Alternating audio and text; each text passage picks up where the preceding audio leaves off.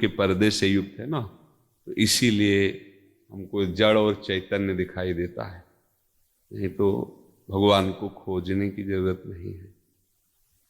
जाको मनमोहन दृष्टि परे, सोत भयो सावन को आंधरो, सूझत रंग हरे ही हरे।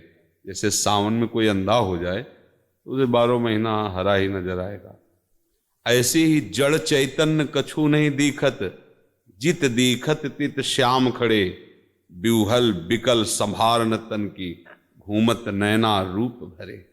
करनी अकरनी दो विधि भूले, विधि निषेध सब रहे धरे, नरहरिदास ते भय बावरे, ये या प्रेम प्रवाह करे।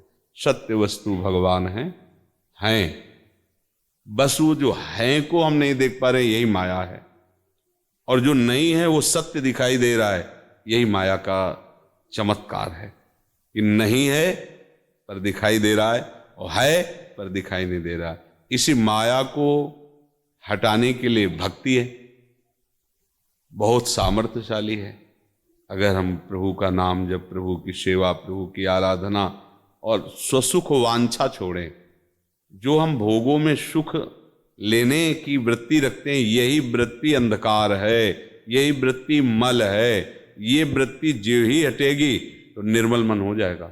मन का मल है वासना, नाना मल हटा, ममता मल मर जाए, जर जाए। जहां नष्ट हुई ममता, कामना नष्ट हुई, तो आपको फिर सोचना नहीं पड़ेगा कि प्रभु हैं क्या, वही नजर आएंगे।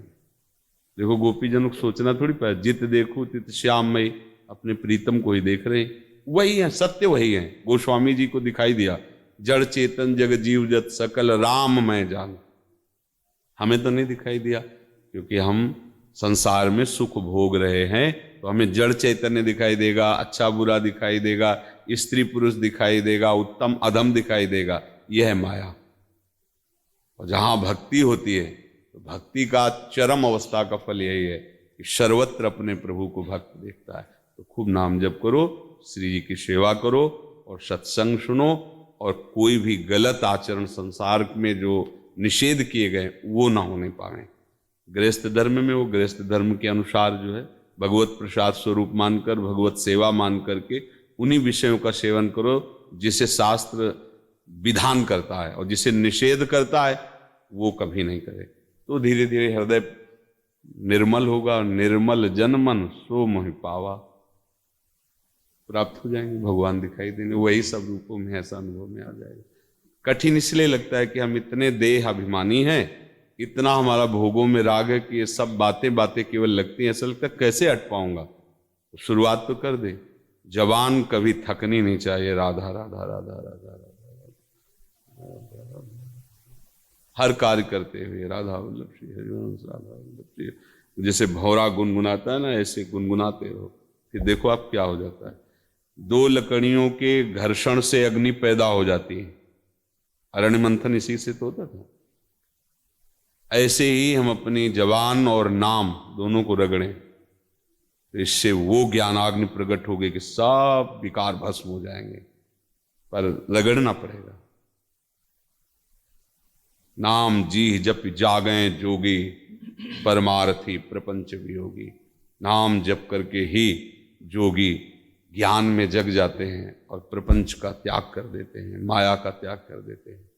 नाम, जब तक नाम में निरंतरता नहीं, तब तक माया मल फेंकती रहेगी, कामनाएं वासनाएं हमारे हृदय को गंदा करती रहेंगी। और फिर लोग कहते 10 वर्ष हो गए, 20 वर्ष हो गए भजन करते, कोई लाभ नहीं हुआ, क्योंकि खिड़कियां खुली रखे हो, पोछा जरूर लगाए, और धूल आई एक क्षण में सब गंदा कर दिया।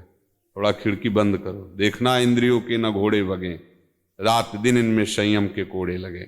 नियम पूर्वक को बहुत समय तक अपने को पवित्र रखकर, मतलब गंदे आचरण ना करके, और नाम जप किया है तो अनुभव में आ जाएगा, क्योंकि भगवान सत्य है, उनका मार्ग सत्य है, और समस्त महापुरुषों ने इसी मार्ग से भगवान को प्राप्त किया है।